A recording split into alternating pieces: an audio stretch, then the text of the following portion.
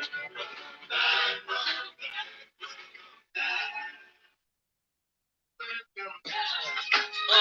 man, how you doing?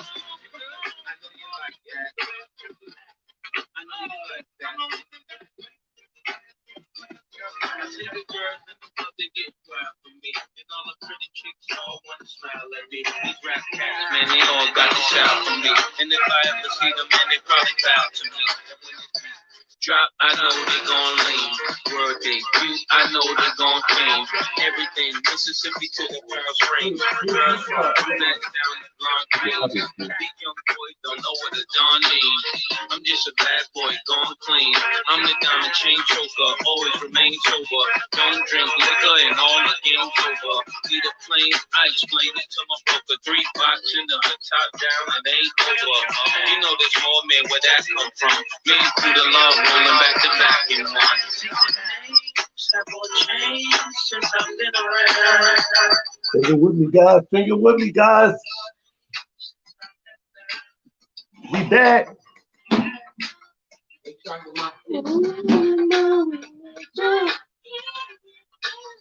We back.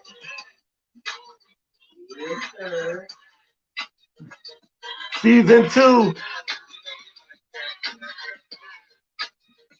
We back in the place. Welcome back, guys. Welcome back. Welcome back. Welcome back. Welcome back. Welcome back. Welcome back.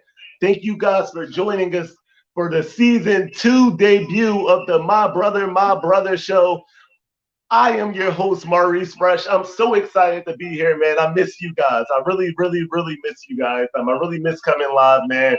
And it was just a much needed break. So I hope everyone had a happy holiday, a happy Christmas, a happy New Year. I hope that 2021 is your greatest year yet.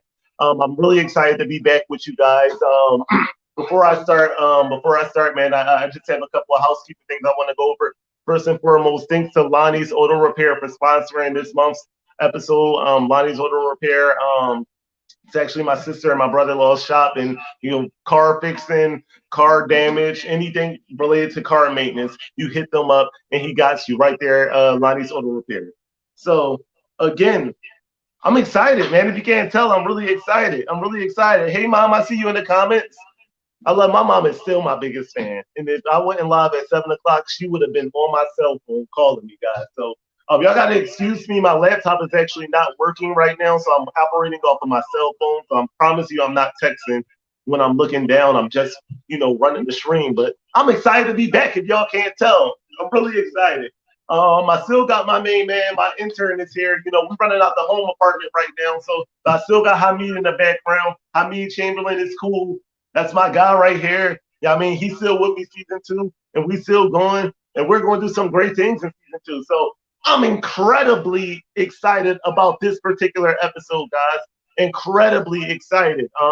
It's very, very, very needed, very near and dear to my heart, and something that I really, really need to work on myself for the season that I'm in life right now. So this episode in particular, we're gonna talk about healing, right? Healing 101. For all my people who are like school experts, 101 typically is what they use when you say teaching, right? So we're going to do healing 101. So we're going to talk about how to heal, how exactly you can heal, what you can do, the do's and don'ts in healing, a real step-by-step process to healing, especially for us men. So often healing looks like in men as being promiscuous, as chasing a bunch of women, as binge drinking, as smoking a bunch of weed, as becoming emotionless and hard ending your heart. And that's what healing manifests itself in us as men. So I want to talk about some healthy practices that you can do, some great things that you can do, some real healing that you can do where you get away from some of those healthy habits that you do to numb yourself and really learn how to heal. So I have some amazing guests on me, some great friends of mine. I'll introduce them in a second. I also still want to give a shout out to my brother, Pastor John T. Bryce. I'm not in the studio currently, but I do have access to that for season 2, and I will be back in the St. James United Methodist Church next episode. I'm really, really excited about that. I'm really excited about season 2. I'm really excited about some of the great things that we have in the works. And without further ado, I'm going to start to introduce my amazing panelists. So I'm not going to say foremost, but first off, I have he's a returning guest. He's probably my first male returning guest on the actually second male returning guest on the show.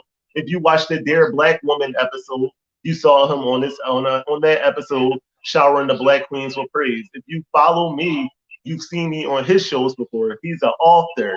He's a therapist. He's an amazing friend. He's my brother, and I couldn't think of anybody else who to bring on when I was talking about healing than a man who authored the book From Relational Hurt to Spiritual Healing. So without further ado, I'm going to bring on my brother, A.B. Bracewell. Adam, what's good with you, bro?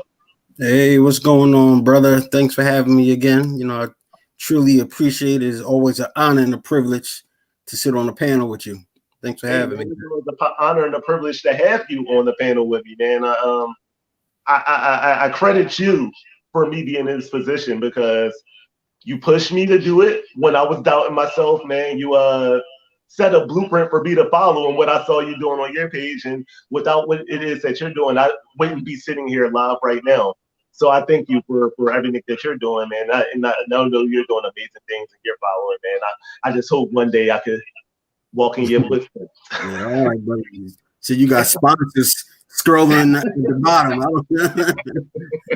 I'm trying to get with you. Secondly, I have another good brother of mine that I recently met. This brother is nothing but knowledgeable, man. You know, I was linked to him by a fellow friend of mine who will actually be on next week's, I keep saying next week, but the next episode we're going to talk about man code, and one of the panelists will be my brother Nauri Charles. Nauri Charles hooked me up with this good brother, man. You know, like you meet some people sometimes and you just click, like that first conversation, you just click with them, right? So I messaged him a little bit back and forth on Facebook, and then we got on the phone. We talked for like an hour, man. You would have thought we known each other our whole lives, man. He's a certified life coach, man. He's doing some amazing things in the healing world. He's doing some amazing things in the life coaching world. He's doing amazing things as a male, as a father, man. And I just want to introduce my good friend, Uncle Kev Gold. Kev, how's it going, bro? Yo, what's up? What's going on? What's going on? Oh man, Kev coming with a nice shirt, with the shades, with the cap, man. You got sponsors. You have a backdrop. You got expensive lighting equipment. Don't you dare try to come on this little $7 fine shirt I got on it. You got over $1 billion worth of stuff on your end, bro. I'm trying to get like you when I grow up. Let's heal that. Oh, man. You got all healing that. You got the Burberry glasses on over there, man. Like, you know what I mean? I can't keep it with that. It's that insurance too for 50 something. Like, you know, like this ain't no look. We do good over here, bro. You do better. No, man, but in all seriousness, I'm glad you guys could join me tonight, man. I don't be here, man. Take it for granted that you guys took out of your busy schedules, man. I know Adam got his 7th book to write, and you know he had to turn down a guest appearance on the inauguration to be here. You know?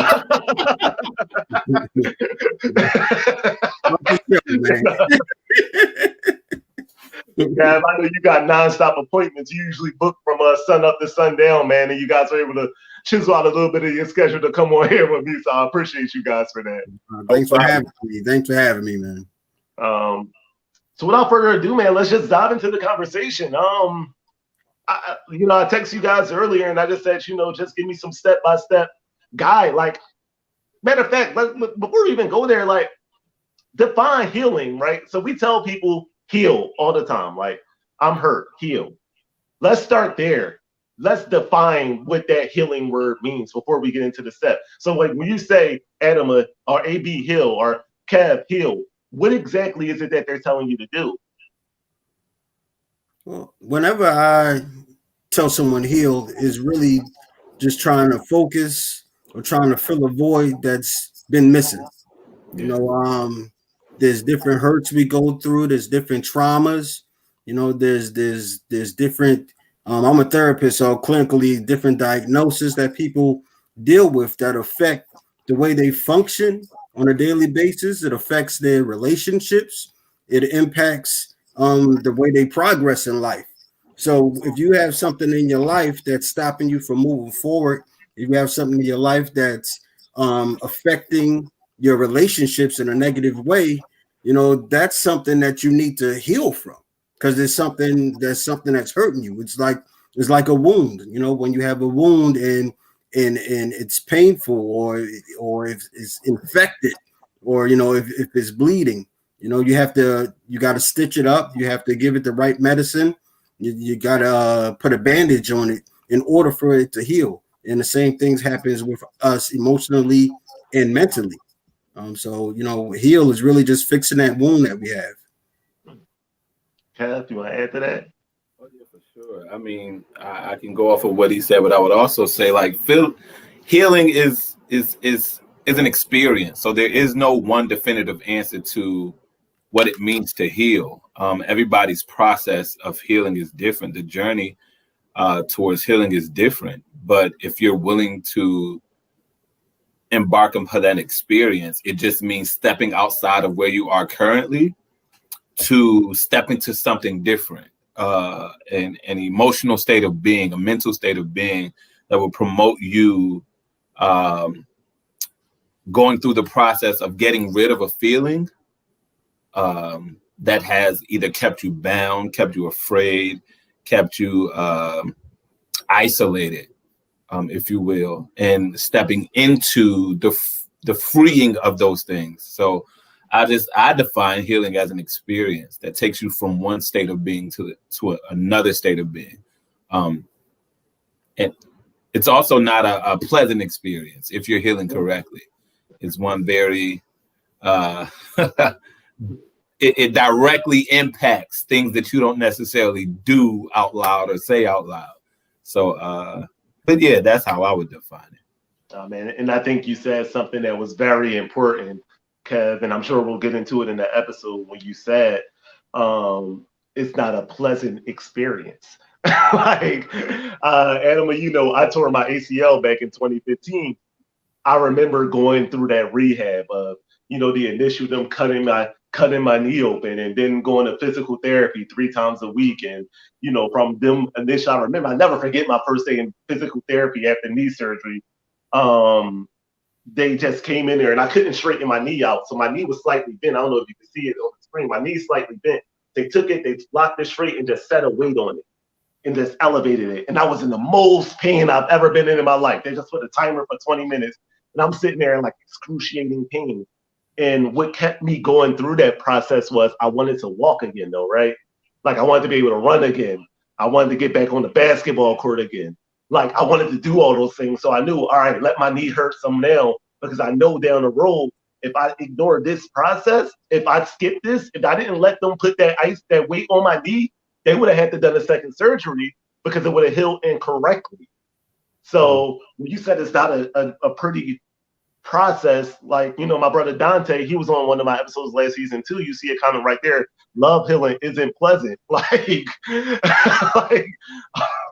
love healing isn't pleasant. Any healing isn't pleasant, man.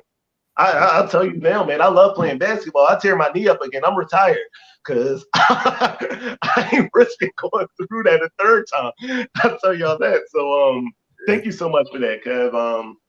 Adam, you got anything to add to what Kev said? Yeah, I mean, just to kind of stay on that concept of, you know, you tearing your ACL or a physical wound, you're comparing it to like an emotional or mental wound. Like for someone that does not seek healing, say if you didn't seek healing for your knee, and how would you react? Like when people come around you or come around that hurt knee, you'll put up a wall, you'll try to block them because you don't want anyone to hurt that knee to re-injure it. You know, anyone comes close to it, you know, you'll either get frustrated, you'll get angry at them, because even if they're not intentionally trying to hurt your knee, just the fact they're coming around, it triggers something in you. And that's what happens to us emotionally when we're like building relationships, but we go into relationships without healing. As soon as somebody comes near that wound, somebody comes near that sore spot, what we do, we put up a wall, we become frustrated, we become defensive, we try to block them off, or we run from the situation because whatever's hurting us, whatever's wounded in us isn't healed. And that's why it's so important to heal from those things, because it doesn't only affect the way you walk, it doesn't only affect the way you function, but it affects our relationships too. You know, we become standoffish and defensive and isolate ourselves. That's real. I see some comments coming here. Before we go into like you guys' first step, I got one coming in from Charlene Gilliam. She says healing takes time. Everyone's timetable is different. Dante writes, "Heck yeah, that wall is horrible." My good friend Professor Carlton Jones. We all need therapy, and I'm sure we'll get into that. Like I know we'll get into the therapy aspect. I say it every episode. I'm gonna get it out the way now. Black men need therapy. Black men need therapy. One more time for the Holy Ghost. Black men need therapy, period. So if you are watching this and you are a black man, you need to get yourself a therapist. I have another one coming in from Joshua. Joshua says, "I'm still trying to heal from the death of my mom. My mom died in 1988. And now that takes you, Joshua, to respond to your comment. You see what Charlene said. Healing takes time. Everyone's timetable is different. And another thing I'm sure you guys will get to when you get into your steps, right? From the saying that analogy of my ACL, I have a scar there. Every time I look at my knee, I see that scar and I'm reminded, Maurice, you went up for a fast break layup and tore your knee up. Be careful, bro, because if you're not careful, this is going to happen again. So it looks different. It looks different. And those scars are real. And like, you lose those scars as reminders and as lessons. And in a sense, scars are blessings. Look, that's a word, Maurice. So, all right.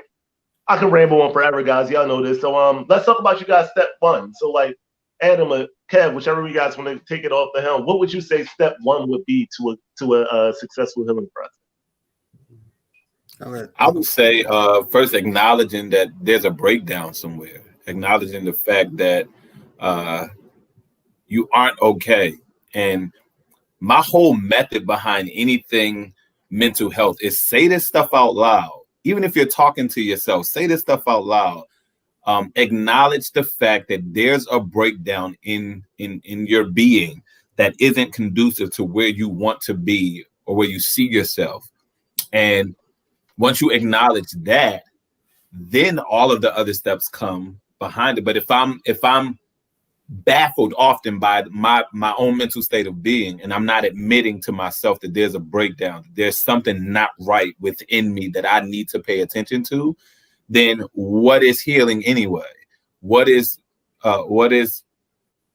actually worth paying attention to if I'm not going to acknowledge what the breakdown within me is initially? And I think that for me, that's the first step. I know when I'm in my coaching sessions, the first thing I ask my clients is not only to identify why we are in this space currently, like what do you need me for, right? But what's up with you that caused you to now be sitting with me? And then I don't allow surface answers. You got to tell me a little about what you don't say out loud. And I think that's what matters most, acknowledging the fact that there's a breakdown there. And Adam, I'll let you take that in a second. But Kev, I want you to respond to one of these comments coming in from Joshua. Joshua writes in response to you saying acknowledge, that's hard to do. So what would you respond to that? It most definitely is. But the hardest thing is to continue to battle with it. So if you think about where you are and think about what it is that you are acknowledging, what's the easiest thing to do? Say it or to continue to battle through it? And I would hope you would say, I would rather say it than to continue to battle through it. And I just think most things that are most intricate to our inner selves or our well-being are hard. Like take, for instance, when you become so accustomed to relationship in life and you realize that this one person or this group of people are no longer good for your well-being, the hardest thing for you to do is to acknowledge the fact that that's a situation you need to walk away from. But the moment you acknowledge it, you start to give yourself the steps to process how you're actually going to make it happen. And then when you make it happen, then you see the beauty on the other side of that. You feel what I'm saying? So that it's going to be hard. It's supposed to be. Because like I said, the experience towards healing isn't easy. But what's the easiest thing to do? Battle through it continuously, or just to say that I need to fix whatever this is that's broken within me? And Adam, you got anything to add? Or Oh yeah, definitely. Kind of to piggyback off what Kev said. Like I also said, the first step to healing. And when you sent us the question, I kind of had to like reverse engineer it, because I'm always looking at it from the therapist side. Then I had to look at it from the actual individual side. And what I realized, that like the first step, which is always important, is taking that ownership. Taking ownership that something is going wrong. And just the fact that someone comes to me and say that they need help, that's where therapy and healing starts, right there. Once you take ownership and you realize that you have more control than you believe that you have. Because we definitely have more control over our thoughts and our emotions than we think. I often say that if we stay in that victim role, constantly putting the blame on someone else for our hurt, that means we also stay in that victim role and give someone the responsibility for our healing. So just taking ownership and claiming what's hurting you is the first step. I think the first step to any type of healing. With our emotions and our mentality, we really have to like take hold of them, because we don't realize that our emotions, if we don't focus on it, we don't fix some of our emotions, they easily turn to our moods. And if we don't fix our mood, that can turn to our temperament. And if we don't fix our temperament, that turns to our personality. And eventually our personality dictates the way we live. It dictates our life. So, take that ownership step is very important. As far as when you decide that you want to heal. And Adam, I have a follow-up for you. My good friend EJ writes, I find it hard when I communicate effectively about my trauma, but a lot of the time I get pushback or told I shouldn't feel this way, or why do you feel this way, and things like that. And I've found that a lot of men, especially since I started that, we all have these. The part of the reason that we don't talk, right, as men is because we had that one moment where you decided to be vulnerable and someone didn't receive it well, and you closed up to everybody for the rest of your life. And that's what I found happened with men. So you take the time and you say to yourself, and it usually happens when you're younger, you say to yourself, I'm not okay right now. And for me personally, I had a time where when I found out I had my son was on the way, I was tore up mentally. I was making $5.50 an hour. And the girl that was pregnant, I was in the process of breaking up with her, and she got pregnant. And I'm like, oh, I'm stuck here. So mentally, throughout that pregnancy, I was messed up. And I remember talking to somebody. I won't say who that person was. So I remember having a conversation with somebody. Y'all excuse my language in a second. And I was like, yo, I just feel blah, blah, blah. And I feel blah, blah, blah. And this person said, yo, you sound like a bitch. And I'm like, I'm not talking about it anymore. Like, I'm just sucking it up now. Like, I'm never talking to anybody about anything anymore. And it took me at 32. My son was conceived when I was 19. I'm 32 now. It took me until now to say, dang, Reese, that was like, I mean, that changed your outlook. That changed how you responded. That made you real hardened. So for someone in my position who has been felt that way, but haven't had that realization of this isn't healthy, that was an isolated incident. What would you guys say in response to that? I would definitely say we have to be careful of who we seek counsel from. Yeah.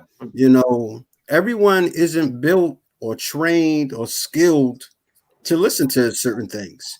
And we have to realize that. So if we don't have anyone in our immediate circle, friends, family, whoever, clergy, that's built and able to sit down and listen and have that listening ear, there's people out there that are trained for that. There's people out there that go to school for that. There's people that just have that in them. So we should not use that as a reason not to seek out counsel. We just realize that person isn't the one I'm supposed to be relying relying to. That's the person I shouldn't come to with my problems. But there's other people out there that will sit down and listen to the pain I'm going through. So that. But I understand how as men we can't put up that wall once we do try to open up and it's shut in our face. It does happen. We go back in our cave. But it's a part of that ownership that we was just talking about. Like eventually we have to take the ownership and like, listen, I'm going through something, and the person I went to, probably wasn't a good resource, but I got to take it upon myself to find somebody that is. And just so y'all know, if y'all came in late, I'm not texting. I am actually running the stream from my cell phone. So if y'all see me looking down, I promise y'all, I'm not just ignoring y'all. I'm running the stream. I actually have the same exact stream on my phone, and I'm on an external camera. So I'm watching, guys. So don't think I'm ignoring y'all. I just saw some really heavy comments coming in. And I know sometimes we come in with a plan. I do want to stop and I want you guys to address this comment right here from Eddie Miles. Eddie Miles says, the first time I told my parents I was thinking about suicide, I got grounded and told never to say anything like that again. I said nothing through 4 separate attempts over the years. How do you respond to them? So I also saw what Eddie said around being so not wanting to be seen as a victim. If I can speak candidly, you're a victim to your traumas until you decide to heal them. But this suicide piece is funny because the people closest to us are the ones sometimes that don't offer the best advice for us. They aren't the easiest people to speak to. And in that instance, and forgive me if it sounds like I'm speaking negatively of your parents, that's not my intentions, but they were supposed to take care of you in that moment and they failed to. So they are also a part of your breakdown in your traumatic experiences. They are also attached to what you need to be healed from. That experience led to other experiences. As you stated, the first time you attempted, you went to the people who were supposed to nurture you in that feeling, and they neglected the opportunity to do so, which then gave you permission mentally to now attempt it 4 separate times, right? Had they taken responsibility and ownership over what their son was sharing with them, then there would have been a level of comfort to heal that in that moment, right? But instead, it led to a mental breakdown even deeper than what he was experiencing prior to suicidal thoughts or attempts the first time, which means, Eddie, a part of your mental breakdown are the people that were supposed to take care of you. So now you have to not only heal from what you were battling, but heal from the people who gave you those negative experiences as well. 2 of them being your parents. And I'm sorry if that sounds harsh. That's a truth you need to accept to heal that. Sometimes hearing that out loud says to the inner being, now that's my permission to take action with that, because some things we don't want to own, some things we don't want to believe. I don't want to believe that my parents didn't have my best interests at heart, but that's what that was in that moment, right? So now that I hear that out loud from someone who doesn't know me, now it's worth paying attention to. Not saying you haven't before, but the interesting part in the healing process is also acknowledging not just what self is, but the people who add to those traumatic experiences. So I would say to you, you know what it is that you have to do. You know what it is that you need. Now just give yourself the permission to step into those spaces. Yeah. If I can add on that, one thing we have to realize sometimes is that as much as we feel like our family and our friends and our parents are supposed to be the ones to take care of us, a lot of the times they're not equipped to do it. They don't always have the skills to deal with it. Sometimes they're dealing with their own depression or their own anxiety, their own mental health issues, and you come with them with something so deep, they just don't know how to respond. So, sometimes it's not always that they don't care, they just don't know how. And, hopefully someone was able to point him in the right direction to somebody that knew how to deal with it. because it was obvious that his parents weren't equipped to deal with that type of situation. I believe if they were equipped, they would have known how to deal with it, and they would have probably dealt with it more accordingly. So I say that to say, be careful that you don't hold too much guilt and anger towards your parents, because that will just add another layer of pain and hurt and distress in your life. So sometimes you have to kind of, play a Jedi mind trick on yourself and reframe certain things like, hey, it's not that my parents hated me. My parents weren't equipped to deal with what I was dealing with. And, because they're human also. Absolutely. The comments are really good, guys, and I would love to stop and talk about every comment, but I'm just going to read a few of these and kind of like breeze by because they're really, really good, man. You guys were excited for me to come back, and I'm flattered. So, I'm really flattered. This is some good comments. So I see one from Melanie. It's hard to heal when you feel like no one wants to listen, especially when you're always a listening ear for others, and then once they finish jumping on you, like, and it's time for you to open up, they gotta go or they gotta leave, and I understand that. And that's sorry, that's my sister-in-law right there talking trash. I said y'all miss me. She gonna comment, not really. I love you though, Tasha. I love you to death. But EJ writes, we are blind to our parents' trauma because they do everything they can to make sure we don't see it. But sadly, we live in their image a lot of the time. And at a lot of times deal with the same trauma because that's what we've seen. Sometimes we can have an honest conversation with them, and we'd be amazed at what we can learn. Rashida writes, it's difficult when we come from 4 generations of trauma stemming from abuse, starting from slavery. Our parents learn from their parents and grandparents and great-grandparents. It's years of generational curses that must be broken. Nigel, great point. Sometimes you just got to tell people, like, I need you to listen and not respond. Like, that's a great point. My older brother told me that one time. Like, sometimes it's not about responding to someone. Sometimes it's just about taking some time to listen. When I'm in therapy, I'm talking more than the therapist. You know what I'm saying? Like, he's listening, and then he chimes in when he feels suitable. But it's not like he's gonna come in here and just like take it over and tell me what I need to do. So that's some good stuff, man. For the sake of time, I would like, unless you guys have anything you want to chime in, let's talk about the next step. So after you've been wary of who you seek counsel to, what then should you be mindful in your healing journey? I would say, as far as me, one of the things that I put down, it kind of speaks directly to what I think the brother Eddie had said. Like, we have to join with others when we decide to go on our healing journey. We can't do it by ourselves. Whether it's family or whether it's friends or whether it's a therapist or whether it's something like this with a group of men getting together and speaking about their emotions and their pain.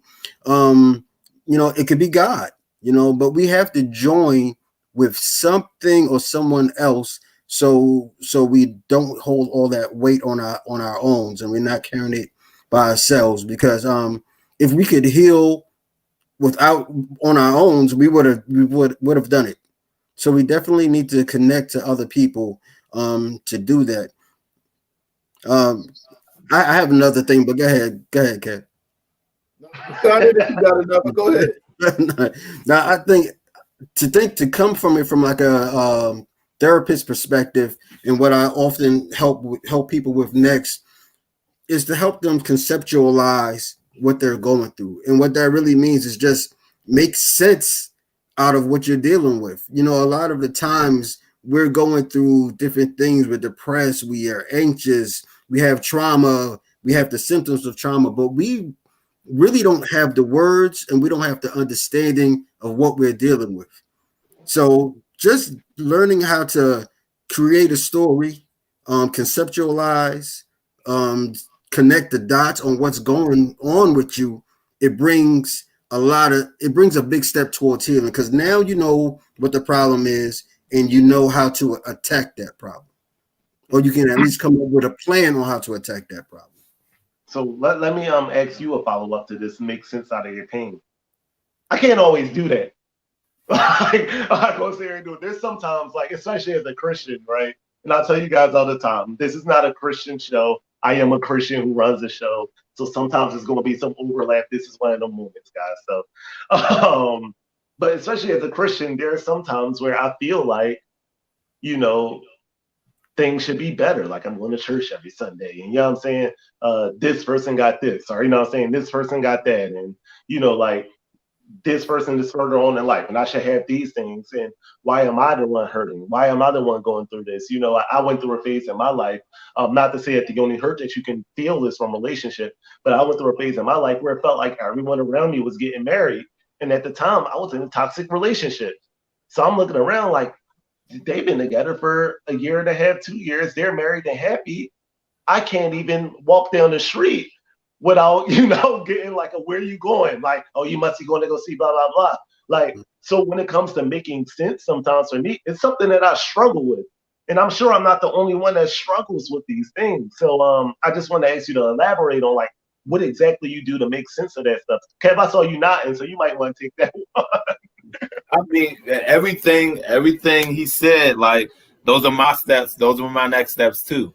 But to make sense of it is like he said, conceptualize what it is. My first step when I meet, our first session is always tell me your story. And I'm sitting and I'm listening to the story. And as I listen to the story, if there's moments of clarity that I need, I ask the question to clarify. But I never get in the way of the story. The story is when where you'll find all of the meaty stuff that's going to be beneficial to the healing process, right? Some things come out of the story that they don't even know that they're saying. So I'm listening. And then as I'm listening, I'm putting thought to action, right? I'm thinking about, okay, so this is what, you know, this could probably mean this, and that can probably mean that. And then after the story is told, I then go into, okay, so let's help make sense of this, right? What I'm hearing is this, and it's so I mean, and that comes easy for me because I'm a teacher by nature too, right? So it's like just helping people conceptualize what it is that they're saying out loud. And that's why I think it's important for you to say this stuff out loud and to find the people or the person that once you identify the problem, find the person that's willing to listen to it, right? And then allow that person to pour into you. Let somebody take care of you. And that person or those persons will help to make sense of what it is that you have just now shared out loud. Some things we think we know the answer to because it's our experience. And that's not so. We get most of what our answers come from the people around us who support us and trust us through the process. So to make sense of it is just simply that, letting somebody else support you in saying out loud what you have just admitted through sharing your story. Mm-hmm. Yeah. That's good stuff right there. That's real good stuff. I got a comment coming in here from my good friend Vince. Vince, who joined us on a few episodes back as well. Too many times our emotions are looked at as being foolish. While some don't have the tools to deal with trauma, particularly male trauma, they don't care to seek the tools and words to help you heal. Men always gotta suck it up. Shaking my head. And that last line is kind of my focal point of it. Men always gotta suck it up. You don't have to. That's a societal thing. We feel like that we always have to suck it up. Yeah. But in this past few months, I can tell you now that I'm being a lot more vocal about the way that I feel, the response that I have gotten to people from people who I have known for years, who I have known for months, who I have known for days, is just like amazing. They're like, wow, I didn't know you were dealing with that. I didn't know you felt like that. And when people are, I tend to believe that people aren't naturally harsh. People aren't naturally mean. And if they're doing it, sometimes they do things unintentionally. They may not understand what it is that you're going through. But when people have an understanding of what it is that you're going through, or what it is that you're dealing with, they tend to get it. I just had a conversation with my son's mom this weekend, and I was talking about how fatigued I am. We have a special needs child together. I was talking about how fatigued I am from that to her.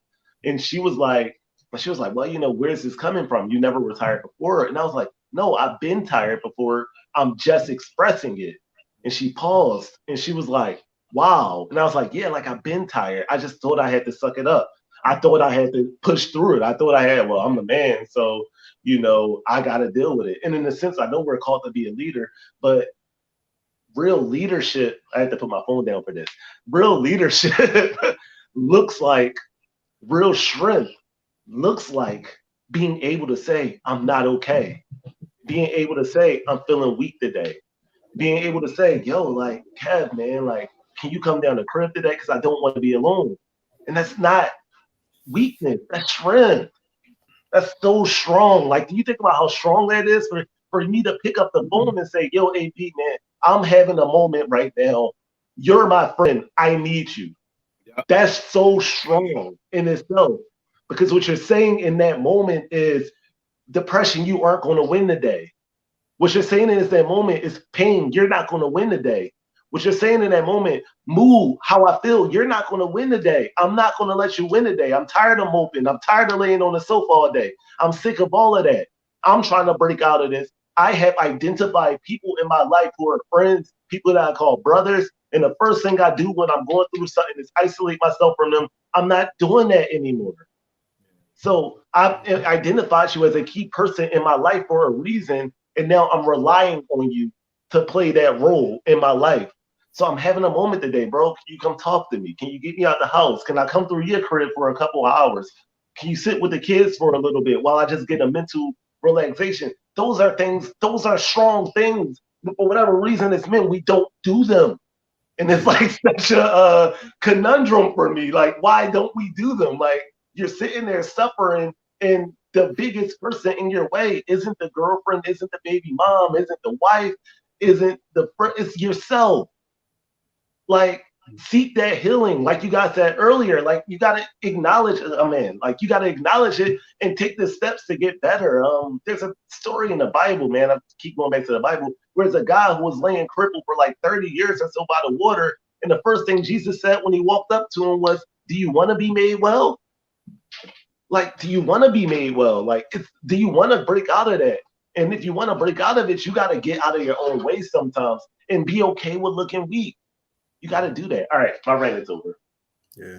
If I could just add on that, like that's a big problem. And I think one of the bigger problems when it comes to men and our wounds and our hurts is not that we don't even only seek help, but I think a big problem is that we don't accept that we have an issue.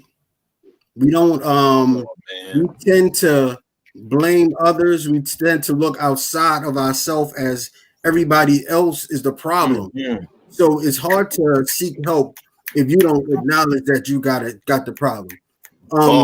Just real quickly, you can probably relate to this story a little bit more, Reese, because you probably seen it in me. And I see you talk about this often. You always say that any man that grew up in the hood need trauma because needs therapy because he has some type of trauma. And I definitely was that type of guy that grew up in the hood, and I carried certain traumas with me. I was defensive. I had my walls up. I was ready to go. I was very anxious and suspicious of people. And I never realized that was my problem until I got out of that environment and I went off to college. But guess what? I took that same defensive, anxious, ready to go, ready to fight behavior with me to college. But I thought that everybody else was the issue, because everybody else was friendly and in your face, want to talk, hold conversations. And I got a wall up like, where I'm from, anybody that's too friendly, they trying to set you up. So right. I'm walking around campus angry. I'm walking around campus standoffish. And, I even took it to church a little bit. I mean, you always bring that up, but not because I just want to mean person. I just developed an environment where you had to have your wall up. And I thought everybody else had a problem. Like, it wasn't me. These people that's too friendly, they probably trying to set me up, but I don't trust them. So it wasn't until I realized, like, listen, I got an issue. I need to realize that these kids are just friendly. These kids are just trying to build relationship. And I'm the one walking around with the screw face, with the walls up and on defense. And that's when I was able to actually talk about it. But it wasn't until I acknowledged that I was the one with the issue that I was able to come to somebody and say, yeah, I'm dealing with some trauma. I think that's a major issue when it comes to guys. Yeah. Like we got something to prove. And it only exists in Black culture. Yeah. It only exists in Black culture. Like we have something to prove. Like it diminishes our manhood if we admit that we have something that we can't handle. It causes a blemish. Like my manhood is questionable if I say that I don't feel well today mentally, right? Mm-hmm. I said a couple weeks ago, vulnerability isn't a threat to your manhood. It's nothing but a support system for your healing process. Like you have to be, men have to be vulnerable. And the crazy part about it is we don't admit to it until we have said it out loud to another Black man. Like it doesn't become real until we have been validated by other Black men, which is also a curse because like if a Black man never validates the fact that I need healing, I don't heal. Mm-hmm. So where was my father? And then in his absence, why didn't I get it from other men around me? Right. And then that leads to me now not trusting the validity of men in my life because the man who was supposed to didn't or couldn't. You know what I'm saying? Like, so it's a bunch to unpack with that part alone. Like it's a bunch to unpack, but it only exists in our culture, man. Like, and that deserves a conversation within itself, man. It's true. My brother writes here, I don't like them because they are too nice is a trauma response. And I learned that when I went to the South for the first time in my life, and I'm on this cruise and I'm standing on the elevator and some woman from like way down south, like South Carolina, was like, "What's wrong with you?" It's like nothing. She was like, "Well, why you look so mean?"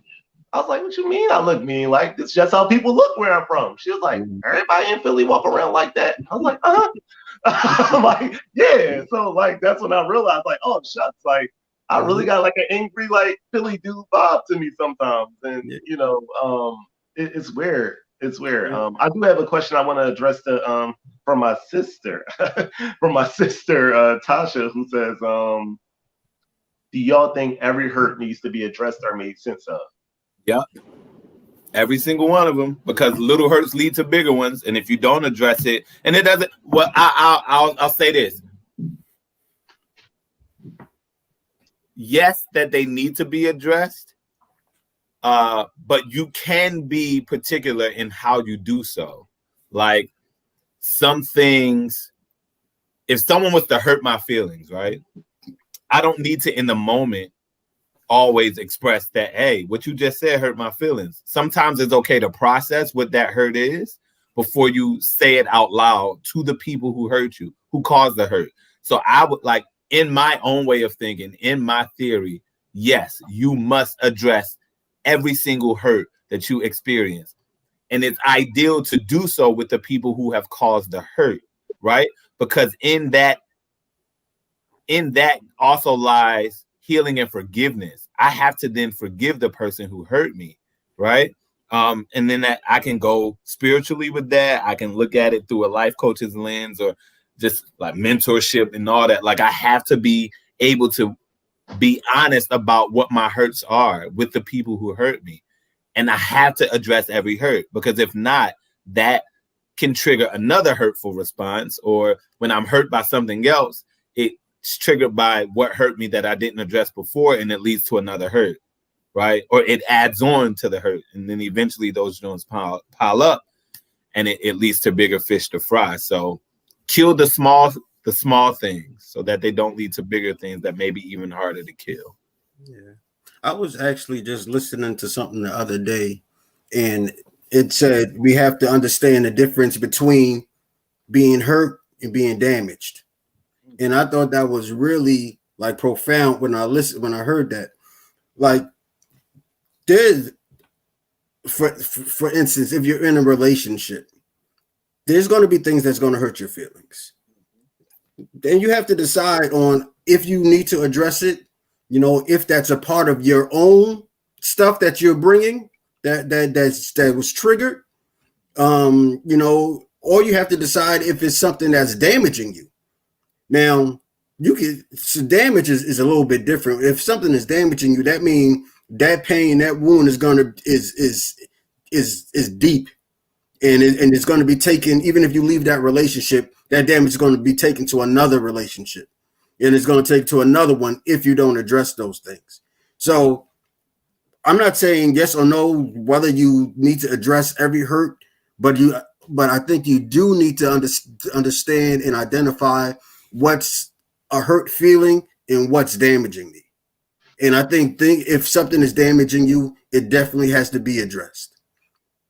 I think of it like, and I like just to attach a little bit to that. I think of it. I love the way that you put that because there are intersectors there as well, right? Too many hurts can lead to damages, right? But then I think of a piece of fruit. I remember my grandma used to often say, things that are too bruised can't be used, right? So like it was, she would make things, and like I remember vividly, there was a banana, and I don't eat bananas with dark spots, right? She tore those things up. It's just weird to me, right? But she would label that banana as bruised. And then if it was too bruised, she wouldn't eat it like you would naturally eat a banana. She would take it and mash it and turn it into banana bread, right? Mm-hmm. Which said to me, like even processing that thing, even things in its most, what we would see in its most damaged forms can still be utilized to make things beautiful, can still turn into something good. So when we are scarred and we are torn and we are hurt and we are bruised and damaged and broken, we aren't disposable. There's still so much good use in us. We just have to figure out how do we take those bruised parts and turn it into things that can be beneficial for our well-being, right? So I just think like when I heard you say there's a difference between being hurt and damaged, it reminded me of those conversations with my grandma when she would say things like that. And when she would like legitimately, like if you even pay attention to the things the elders in your community or in your circle did or do at some point, right? I watched my grandma take the smallest things and stretch it and make it work. I've watched her be ill and still put herself in position to be a winner, a successor, right? So I'm thinking like in the process of healing, right? Even in your most damaged form, your most hurtful self, you can still be of good use. And that's what you have to, I think we have to give ourselves permission to see ourselves in that way, right? It's not a death sentence to be broken or to be damaged or to be hurt. It's actually a permission to actually live out loud and to live freely. But you have to first acknowledge that. We go back to acknowledgement. So yeah, you made me think about that, bro. Like the difference between being hurt and damaged, that's deep. Grandma was right though. Yeah, for sure. Banana pudding. We're all parents, right? So when I think of like, does every hurt need to be addressed? Like we're all parents. I think that, like you guys said, it's the manner in which you address it. If my son leaves the refrigerator door open, the first time I might be like, "Hey, Reese, make sure you close the refrigerator door behind you."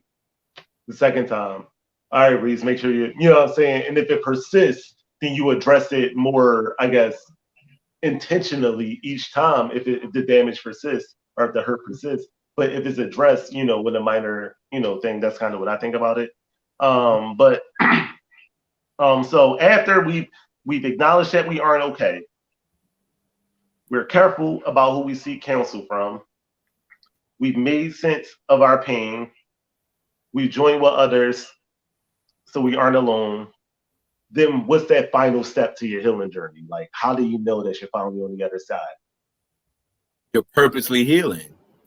You acknowledge the purpose now. You've made the most important steps, right? You've gotten over the scary part. Now you just heal. Mm. And with that comes how we defined it at the very start of this conversation. Being willing to move from one state of being to a more supportive, more positive, more free, less stressful, less worry state of being. And it's all a mindset and what you give yourself permission to do. So after you've done all those things, like after you've done all you can, you just stand, right? After you've done all of those things and acknowledge the fact that I've gotten over the hardest parts, you just heal. And it's a continuous thing too. It's not something that is a 5-step and done, right? You just legitimately recognize where you are and be like, yeah, I kind of like this. So continue to do that, right? Continue to talk to people. Continue to say those things out loud. Continue to address whatever the hurts are. Continue to, be vulnerable. Continue to understand the difference between being hurt and damaged. Even sometimes, hey, this is a hurt. Yeah, I'm going to address that. This is a hurt. Wait a minute. Go seek counsel. Go talk to whoever. You know what I'm saying? Like, the process is ongoing. But once you've committed to those first 4 steps, just heal. You can do it now. You've done the hard stuff. Yeah. Maybe. Yeah. I'm gonna grab on what Kev said right in the middle of his things. As far as the things that we have to do, I think we don't want to skip a step and make it seem like you go from owning it and conceptualizing it, and then we're gonna run to heal. In between there, that's where the real work is done. Yeah, that's where the real work is done, and so it is not a 1, 2, 3, 4 step process. That's when we set goals. For instance, if I talk about my situation, where I had that trauma, that developmental trauma, and I had that anxiety about being around people, I had to set goals that, hey, I'm going to go introduce myself to strangers, maybe 2 new people per week.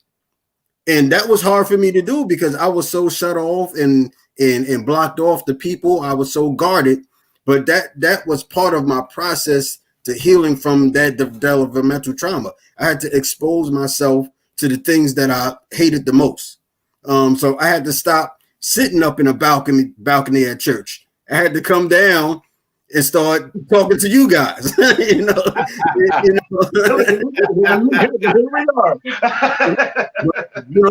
That was a part of the work of towards healing. Like you have to expose yourself to the things that you hate the most, or the things that's hurting you the most. You have to talk about those things. You have to set goals in order to reach them, and then the healing starts to slowly happen. It's a process. It's a process. And people cannot expect that they just, can just say, hey, name it and claim it, or you heal. No, you're going to have to put in some work. You're going to have to put in some work. And it's different for everybody. I think, Kev, I was looking at your IG and I think you was talking about journaling, or maybe someone was talking, that's a part of the work. Yeah, for sure. Yeah, like sometimes you have to take out that book and write down what you're experiencing. There's something that I like to use that's called a gratitude journal. And I use this for people that have like that negative bias where they think that everything is bad, everything is wrong. No, take out that journal and write down things that you're grateful for, things that are going well. That's a part of the work because it's hard for them to see the positives. And, if you do that repetition, if you do that over and over and over again, go through that process, then you'll start moving towards healing. But it's a process. It's definitely. And I agree with you guys. I think the only thing I'll add to what you guys are saying, healing isn't linear, right? Mm-hmm. So like, I think that we think that it's linear, but it doesn't go like this. It probably goes more like this, right? You know what I'm saying? So like, you'll have some days. Oh man, we like sports, right? So if you think about it, if you've ever played for a sports team before, at the end of the game, they're like, hey, AD, you got to the line 8 times today. That's good. You want to do this. You know, you hit some threes. That's good. You want to do this. But you had 7 turnovers. Next game you come out, you don't get to the line. You know what I'm saying? Like, and they want you to expound on those good things, but minimize the bad things. So it's not a linear process. Like, you have some up days. You have some real good days sometimes. Then you have some low days. And like you gotta acknowledge in those low days, it doesn't necessarily mean that you took a step back. It doesn't necessarily mean that you were set back. You just gotta acknowledge that that's the journey.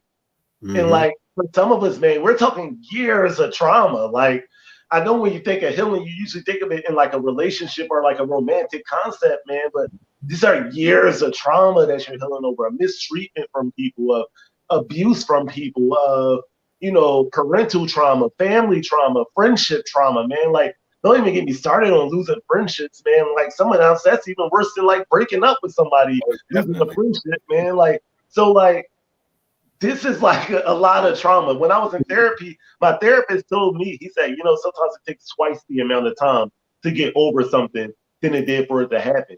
So at 32 years old, if I'm just recognizing, yo, you messed up in the head a little bit, Maurice, if we're just talking purely numbers here, I ain't finna be over this till I'm 96.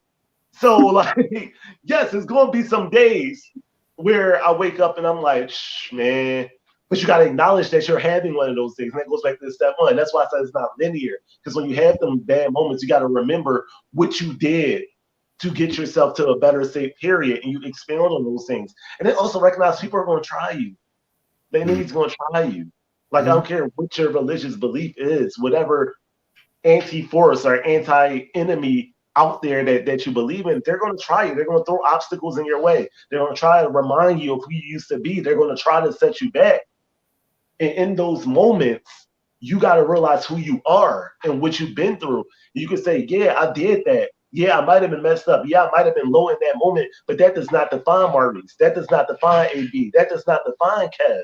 I'm not that guy. I might have done some bad things. I might have said some bad things. I might have treated you in a bad manner, but I'm better than that now, and I'm moving past that.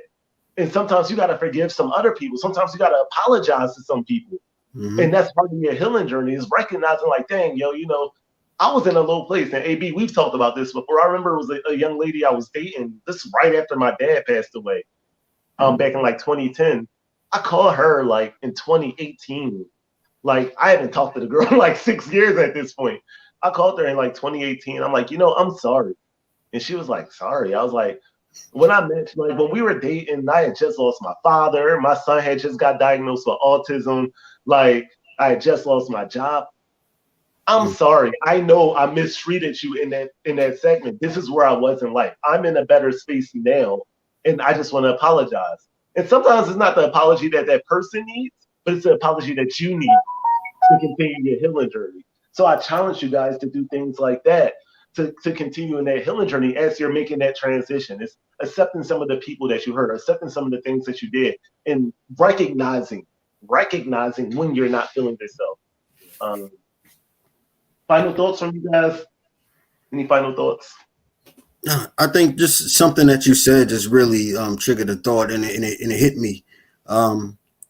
Throughout this conversation, we've talked about healing, but it's so important that we don't just focus on the sake of healing for us. We hurt when we're hurt. We hurt a lot of people. We damage a lot of people along the way.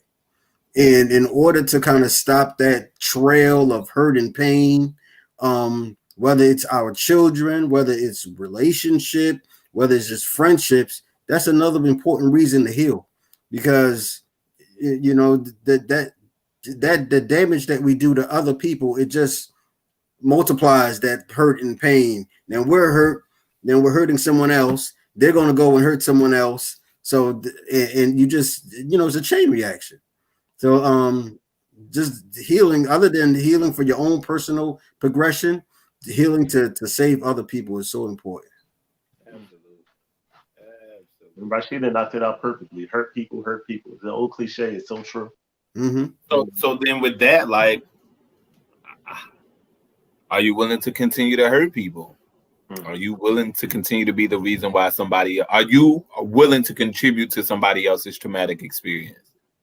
And I just think it's necessary to be intentional with your healing process and then heal on purpose. Like there's always some level of pushback that you give yourself when it comes to I guess devoting thought to the things most intimate to you. But like I said, what's the easiest battle to fight? Saying it out loud and admitting that you need to do it, or allowing yourself to continue to battle with the things that you're battling. Healing isn't easy. It will never be easy, but that's where we find our strength in doing the things that are most difficult.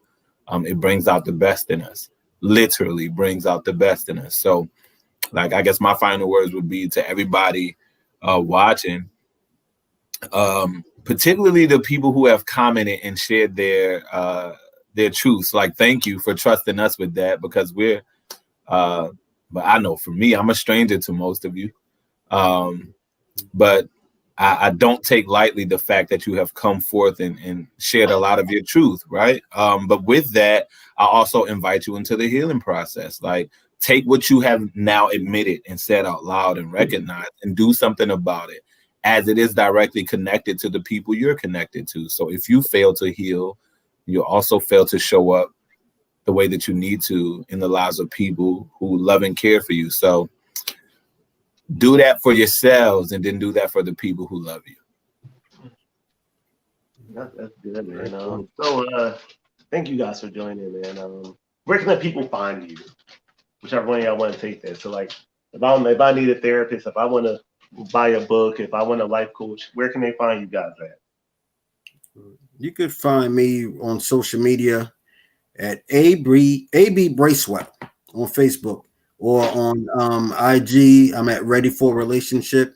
There's also my website, readyforrelationship.com.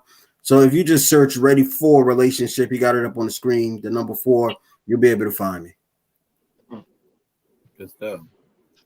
What else? Can you talk about the books real quick, AB, before you start? Oh, yeah. So I'm looking for new reads too. So come on, bro. Drop this information real quick. People about your book. 2-time author. Yeah, I try to write something every now and then. I recently came out with a book which is called Ready for Relationship. So, it's like a self-growth guide for relationship readiness. There you go. I appreciate it, brother. And then, my first book is called From Relational Hurt to Spiritual Healing. And if you go to my website, you can find both of those books for purchase. I appreciate your support in advance. I'm on it. And Uncle Kev, how can we find you? I'm around. It's like, no. I'm Kevin Gold on Facebook. I'm at Uncle Kev on Instagram. Also at _ all the King's Men _ I just said a lot. But my website is unclekevthebrand.com. I haven't written a book. Well, I have written a book, but I haven't published it yet. I'm trying to be great like you, AB. Like, I'm sitting on a lot. But no, that's where you can find me. I got that right. Yeah, there you go. If you're interested in life coaching, hit me up on one of those 3 platforms, and we can move forward. But I appreciate y'all for just chiming in and having conversation about healing. Somebody walking away from this conversation with us tonight, ready to do some work. So be ready, one of y'all. This was good stuff, Rush. Like, real talk. Like, we come on. We are invited often to platforms to speak about the things that we have become. I won't even say experts in, the things that we have devoted a great deal of time learning enough and becoming knowledgeable about to speak out loud. We don't often get the opportunity to appreciate the platform being created. So to you, Reese, like, this thing is definitely necessary. You are tapping into territories that aren't often tapped into in the Black communities, and do so continually, no matter what the world around you says, to warrant a pause, a halt, a stop. Keep going. These things are necessary, and I appreciate you for inviting us into this space. Oh man, Nigel.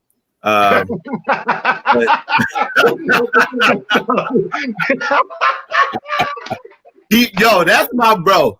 I'm never like I don't like talking about myself. So he always gets me for being modest. And I'm not trying to be modest. It's just like I don't want to be that bull to be like, yo, dude running through his yeah, I'm a mentor as well. So I have a mentor.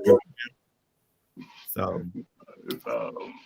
and again, you know, it's always my goal. I just think that too often I know me personally and some of the relationships that I've cultivated with people, everybody hurting, man. And black men were hurting a lot. And you know, if I can, it's my goal in all of this, like I said, isn't to make any money, it's not to be famous, it's just to heal people, man, to help people be healthier, man. And I firmly believe that healthier men creates healthier households because we're the leader of the household. So a healthier man creates a healthier household. So that's my goal in this all these thing.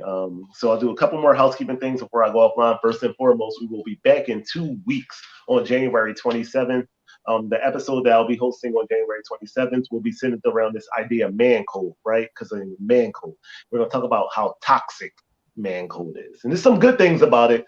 There's some real toxic things in man code. So we're going to get on here and we're going to unpack that. And I got two real good brothers joining me. My good friend Nari Charles, actually the brother of Nigel Kev was just talking about. I'm about to get an earful with Nari, bro. That's about to be good. I can't wait. And I got another brother, Tim. Tim hosts a podcast called I'll Talk If You Listen. I've appeared on his podcast a couple of times, and we'll be coming together and we'll be talking about like the toxicness of man code, because some of that man code stuff is the reason that we got host this episode, Healing 101. And let's unpack it, you know. So that's going to be the episode in 2 weeks. Secondly, I forgot what secondly was. I don't know. I forgot what it was. It must not have been that important, guys. Oh yeah. Also, if there's any topics you want to hear me talk about, by all means, reach out to me.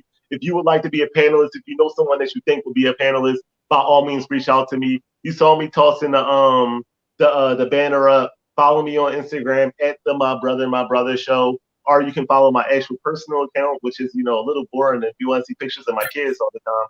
But you can follow my personal account, which is just at Rushzilla. My last name is Rush, like Godzilla, Rushzilla. But follow us on social media. Add me on Facebook, please. I see a lot of people on here who I'm not friends with. So Kyle, send me a friend request. I saw Charlene. You go ahead and send me a friend request. Add me on here, man. I like to talk to guys. I like to learn to people, and I like to joke a lot too. Kev, you just added me. You see, all I do is get bust on all day. Right. And last but not least, I got my intern. He's hovering. I think he must get one more appearance on the camera, so I'm gonna call him over. The thing is, I wasn't even trying to get on the camera. I was paying attention to a mask you got over there, and I was just standing right over there. But that's Hamid. Hamid's my intern, man. He's a 13-year-old. Really excited about technology, and he's here helping me out. Typically, he's the one running all of the comments and all of these effects that you guys see. But since his computer ain't working, I'm not allowed to do my job right now, and I'm mad about that. Hey, bro, get him a working computer. He's 13. He's trying to be great out here. Support his hustle, bro. So I just thank you for coming out, me. Thank you guys for watching, man. Again, you know, subscribe if you're watching on YouTube. Follow me on Instagram, add me on Facebook, and just tune in 2 weeks when we're here talking about man code. I love you guys. Peace out. Signing off.